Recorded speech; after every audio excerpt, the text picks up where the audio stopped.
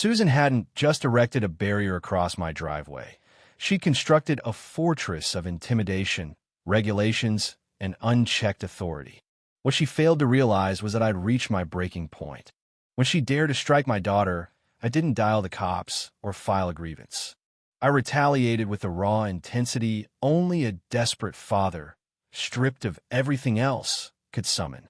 This tale isn't merely about payback, it's about reclaiming what's right, defending your turf, and proving to a tyrannical HOA that certain barriers are destined to crumble. I figured I was prepared for a fresh chapter. After 2 decades in the service, laying my wife to rest, and clawing my way back for my little girl's sake, I assumed settling in would be straightforward. Willow Creek Avenue seemed idyllic, lush yards, leisurely traffic, verandas with swings. It was meant to be our sanctuary, just me and Lily, aged 8, embracing tranquility.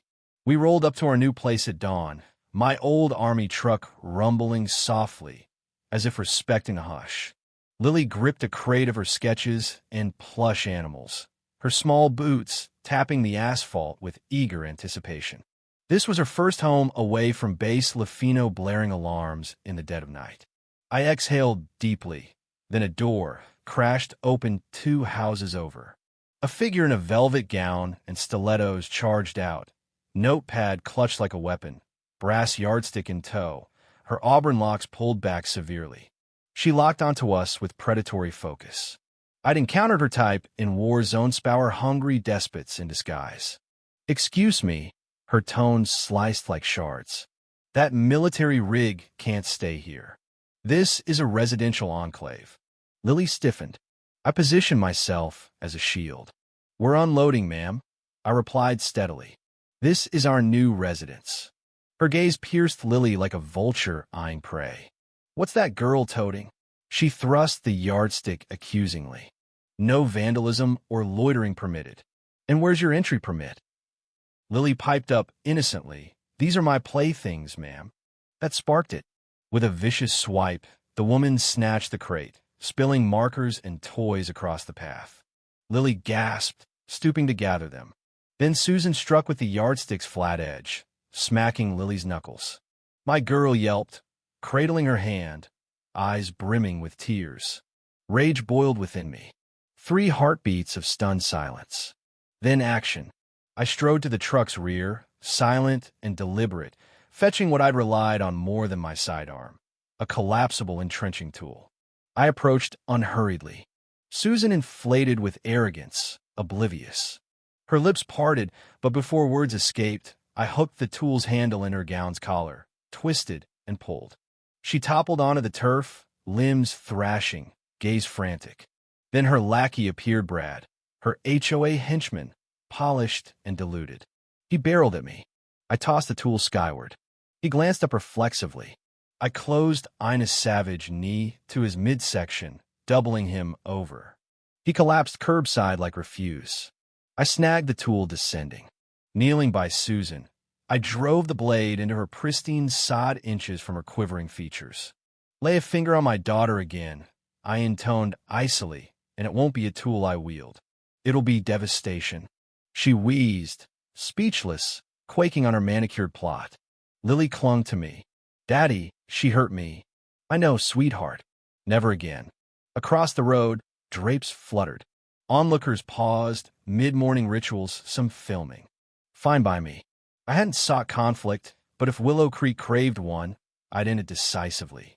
Unpacking was interrupted by pounding imperious, disdainful.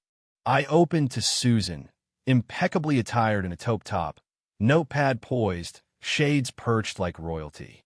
Flanked by 3 sycophants, drab and intrusive, resembling failed brokers. She thrust the notepad.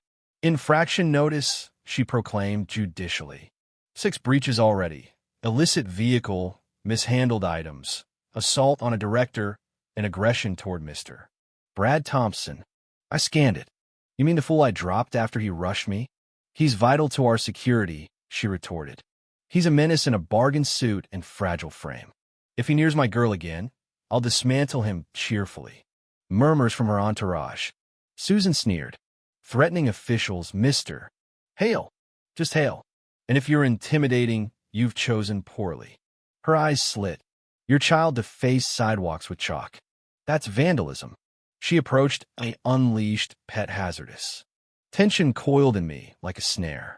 Harassing an 8-year-old? Do you plot misery daily? Or is it innate? Her cheeks crimsoned. A minion murmured retreat. Susan silenced her. Escalation. Cited for hostility. I snapped the notepad, discarding halves at her feet. Balanced now. She recoiled as if armed. Grave error.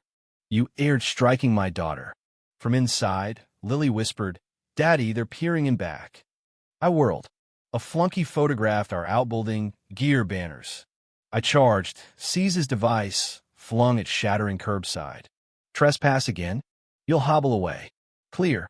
He nodded, fleeing to Susan, who withdrew, vowing lawsuits. But her contempt lingered. This was mere prelude. Back with Lily, clutching her pad. Not home yet, I murmured. But it will be. No despot in silk alters that. Susan wasn't a nuisance. She was a tempest.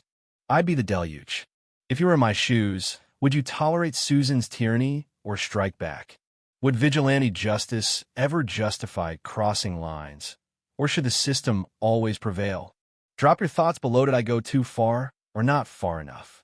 Like if this ignited something in you, subscribe for more raw tales of defiance and hit that bell. Your stories fuel the fight. I respond to everyone.